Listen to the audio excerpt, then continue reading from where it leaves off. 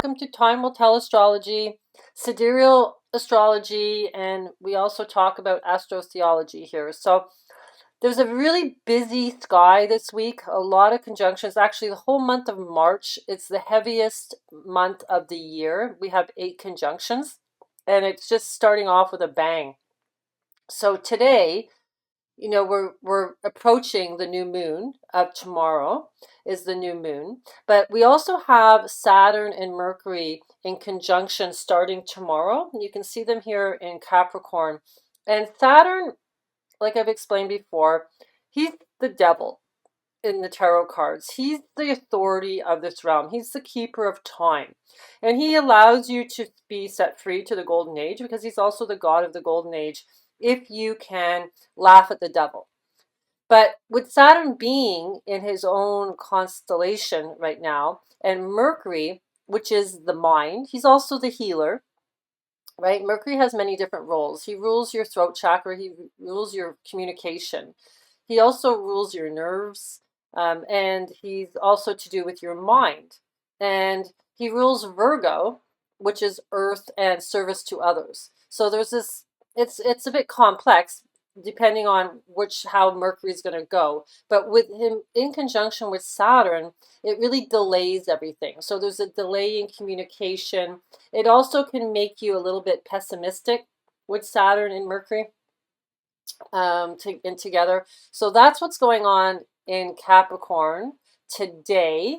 And tomorrow, we get the moon going into almost a conjunction with the sun. It's not an eclipse because it's not on the ecliptic.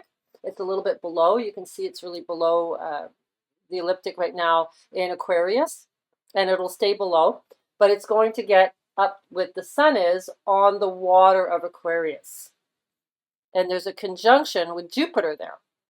Now, the constellation Aquarius is also ruled by Saturn. So Saturn has 2 aspects. He has the authority of this realm, and he also has the Aquarius, which is Ganymede, who's bringing the nectar to Zeus, Jupiter, right? So that's all to do with freedom because Ganymede is pouring the nectar out over the earth. And so there we have Jupiter, Zeus, and the sun in conjunction. And this brings lots of positive and good luck, right? When the Jupiter and the sun are in conjunction. Now we also have the moon, the new moon, slightly below. So that has to do with your emotions and also your memory. So it's almost like there's these 2 factions going on, like 2 timelines of, are you going to be really positive right now with this Jupiter Sun conjunction happening in Aquarius, which is all to do with freedom, or are you going to be stuck back with Capricorn and the Saturn Mercury conjunction, and you're going to be all pessimistic and hard to communicate and a little bit more delayed in your ability to have higher thinking and being able to communicate what you need to communicate. So it's like there's this battle going on that's happening in the sky with these 2 constellations that are both ruled by Saturn. Now tomorrow, on March 2nd, Mars conjuncts Pluto, and he's in Sagittarius with Venus. Now when you look at it, you see they're not all conjunct on top of each other, but on a chart they would be. It's like a slice of the sky, and they call this a full conjunction, right? Even though Venus is above the ecliptic and Mars is below with Pluto. Now Pluto and Mars both rule Scorpio.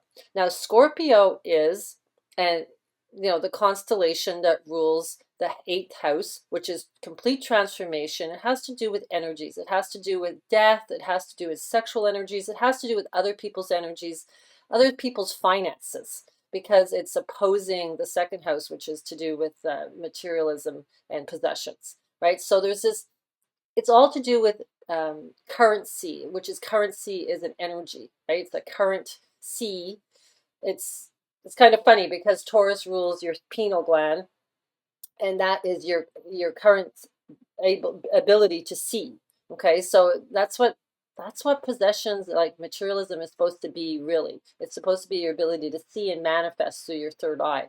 Now the fact that they're in conjunction in Sagittarius brings a more hopeful positive energy to it because Sagittarius is Jupiter, and he's always to do with luck, right? And Sagittarius rules the ninth house, which is to do with the higher spiritual aspect of yourself. Okay, so it's the higher mind.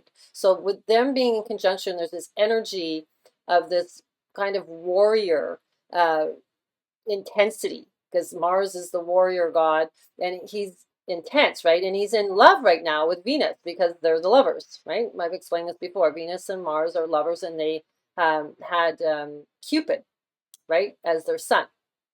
So it's just that with Mars and with Pluto, the intensity, the determination, and the intensity of wanting to have power to the other realm, the underworld, the Hades, because that is the realm where you get to escape time, right? So there's going to be this really intense energy, which is all to do with the occult and everything hidden. So something is going to get exposed. There should be a huge exposure with a Mars-Pluto conjunction in Sagittarius. It's like it's bringing luck for it to be exposed.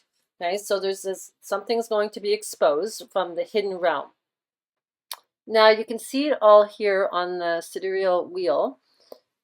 You know, we don't know. I just grabbed a time. It doesn't matter what house they're in, but what matters is what constellation they're in. So you can see the Pluto, Mars, Venus conjunction. That's, I've circled that with a blue circle there.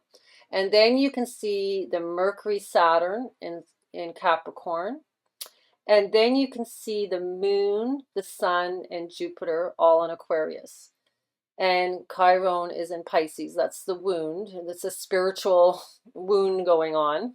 And then heaven, Uranus is in Mars's house, the Lamb of God, Aries, which is your crown chakra, and Uranus rules Aquarius. It's all to do with freedom. Okay, so, you know, we're coming into some really intense times with all these different energies, but I just wanted to show it to you on the wheel as well. Now, if you notice on the inner part of the wheel, we have our aspects and square lines and sextiles, and you can see that there's not a lot of red, huge opposition lines. You have one going from Uranus is freedom over to Saturn, which is like pessimism. Okay, so that is the duality. That's the duality of the emotional state. Okay, so you're going to feel one way, you're going to feel all about freedom, another way you're going to be like pessimistic. Okay, so you have to balance those energies. But all the other placements are positive, blue lines, sextile lines. So there's good energy. Remember, Pluto is the soul. So the soul is going to have really intense powers right now and want to kind of bring something forth, hidden. Okay, and that's going over to Neptune, which is Christ consciousness. And this is to do with being metaphysical, right? And also using your dream world, almost shamanic, like a healing. And then we also have a blue line going from the Sun-Moon conjunction going over to Uranus, which is to do with freedom. So your emotions in your security is all going to be in this desire to be free, right? Being in Aquarius, especially being on the water. So yeah, so it's kind of like, you know, some people are going to go with Saturn. You know, more people that are following the mainstream media are going to get really negative, and then there's something else going to be being revealed that's going to create people to be a bit more positive. Okay, so it's pretty intense. It's a very intense week. It gets a little less intense as the month goes on, but we do have 8 conjunctions. So I'm going to map them out as we go, week by week. April is also a really intense month because we have this huge Neptune Jupiter conjunction that's happening on April 12th, and that's huge. It hasn't happened for, I think, 163 years. Okay, so Jupiter, you can see, is quite close to Neptune right now, up in the 9th house, and he's going to end up going right with Neptune in April. So we've got a huge, intense months ahead of us. So on March 3rd, which is the number 33, which is the Freemason number of the balance of the dualities between the lunar calendar and the solar calendar. Okay, so every 33 years, they align, these two calendars. okay, because I've explained this before. So that's why the number 33 is really important. But at the same time, we have the moon passing over Neptune, which is all to do with your emotional state being in extreme spiritual Christ consciousness. Right now, I do believe that this pentagon on the right fish is the crown of Christ. That is the circlet of Pisces. I've explained this before. This is all to tie in with the spring equinox, because in the spring equinox, the sun is in this location. And I did a video about the age of Aquarius. My last video was about this area of the sky. Okay, so with Neptune there and the moon in conjunction, now you're going to be like really dreaming like a metaphysical shamanic healer, because your emotions are attached to that energy, right? So there's going to be almost a spiritual intensity happening, right? So that is really going to be pulling on our heart, on our emotional aspect of ourselves. So now it can also make you a bit insecure, because Neptune's negative side can put you in like a cloud, like in a fog, and it can make you like not really see reality clearly. And with the moon representing security, your home, your shell, and he also represents your memory, it can put you in a bit of a fog state. So it could be doing that to some people that are choosing the negative side of Neptune. Okay, and this placement. You got to remember, all planets have a positive, negative side. Now, your goal is to understand them and then try to pull the positive energies from them, and try not to get, into the negative sides of them. Now, the moon moves really fast in the sky. He's going to be in a waxing stage after the new moon. He starts to grow to become a full moon, so that's called waxing. And the reason it's called waxing is because animals get wax on their teats when they're pregnant and coming into birth. Okay, so it's like the growing of the wax before the birth of the full moon. Okay, so it's interesting how it's all relating to bodies. Right, so now, at the time that it's passing over Neptune in conjunction, you can see the orange circle, it's in the first house, which is all to do with self.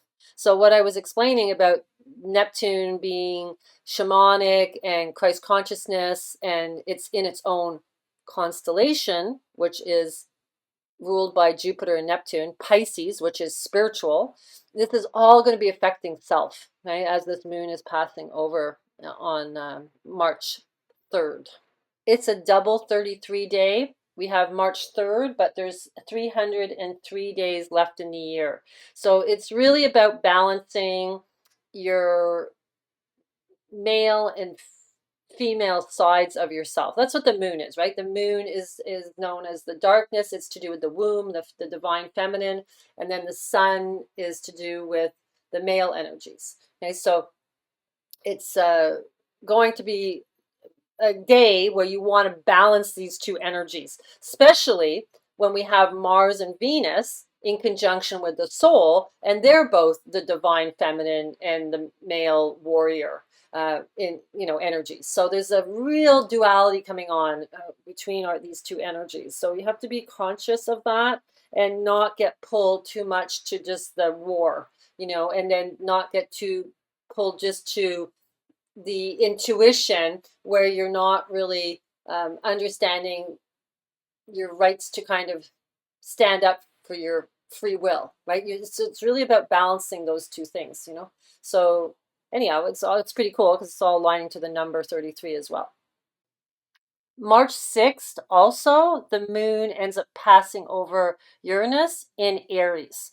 Like Uranus just stays there for a long time because it's a really slow-moving planet. It orbits every 83 years, but the moon zips around fast, right? So it's going to be passing over the crown chakra of freedom, and also, because Uranus represents freedom. And so that's going to be happening on March 6th when Mars and Venus ends up going into Capricorn. So you can see how we're going to have like really different energies working simultaneously at the same time. So it's really how you resonate with what you see is your future, and really try to work with these positive energies and not get too stuck into Saturn authoritarian kind of keeping you in a pessimistic viewpoint, right? So this is really important to see that these energies are working against each other at this time. Now, Mars moves into Capricorn with Venus on March 6th. So now we're getting into the authoritarian aspect of Capricorn with the Mars Venus energies, which can do with romance. But I think in this case, what's happening in the world, I think it has more to do with Mars being like war and like the love for war. Okay, this is going into this whole war that theme that we're in right now. Mars usually brings lots of energies, but Saturn takes everything away, right? So in this way, the projects are not being completed. Also, you have to watch that your health doesn't get affected with Mars and Saturn. It can take away your energies, so you're just not taking the opportunities that you need to take. And then with Venus in Saturn, you can not feel the love, right? Because Saturn takes everything away, like I said, and Venus represents love. So there's, it's going to be intense for this month. Then Mars ends up in conjunction with Saturn on April 4th, which 44 in gematria means death, right? Kill. So, that's going to be an intensity there. And Venus has moved out of Saturn and moved into Aquarius. So that's love for freedom. So there's going to be, I feel like, really bipolar energies all working up towards this Neptune-Jupiter conjunction that happens in April.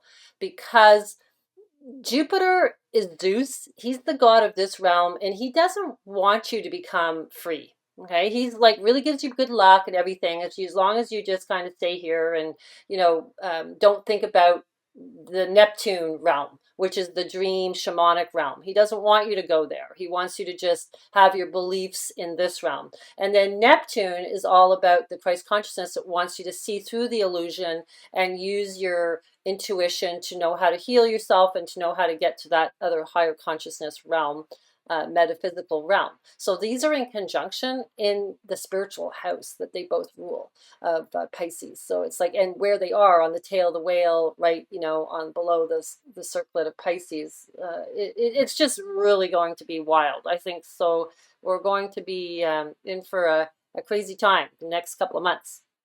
If you're interested in getting a natal chart done, or your 3 charts of your first and second Saturn returns to map out your whole life purpose, or if you're just interested in supporting my channel by getting the Ascension Guide, which helps you with practices that you can do for your body to help you balance your brain to theta.